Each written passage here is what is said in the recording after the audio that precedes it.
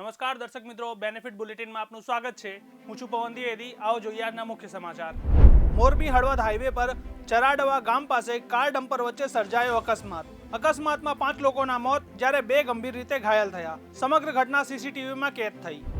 20 વર્ષીય ભારતીય grandmaster R પ્રજ્ઞાનંદાએ Norway chess 2026નું પ્રતિષ્ઠિત ટાઇટલ જીત્યું। આ ટુર્નામેન્ટનો ખિતાબ જીતનાર તે સર્વપ્રથમ ભારતીય ખેલાડી બન્યો। તેણે અંતિમ રાઉન્ડના ક્લાસિકલ મુકાબલામાં જર્મનીના વિન્સેન્ટ કિમરને હરાવી ખિતાબ પોતાના નામે કર્યો। ભુજની જીકે જનરલ અને મેન્ટલ હોસ્પિટલના બેંક ખાતામાંથી 1.76 કરોડ રૂપિયાના સરકારી નાણાંની ઉચાપત। હેડ ક્લાર્ક બલભદ્ર જાડેજા અને મિતેશ ચુડાસમા સામે પોલીસ ફરિયાદ નોંધાઈ। આરોપીઓએ સરકારી નાણાંની ઉચાપત કરવા માટે 2 ખોટા બેંક એકાઉન્ટ ખોલાવ્યા હતા। હોસ્પિટલના ખાતાઓનું ઓડિટ કરાતા કૌભાંડનો પર્દાફાશ થયો।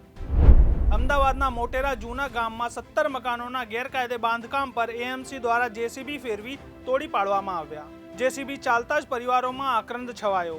આત્મવિલોપનની ચીમકી આપનાર એક યુવકની પોલીસે અટકાયત કરી।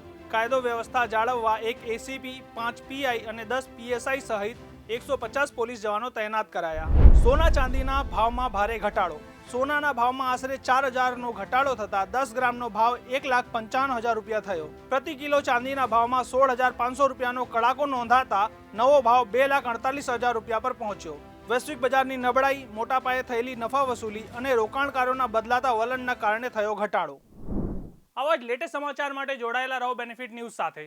ધન્યવાદ।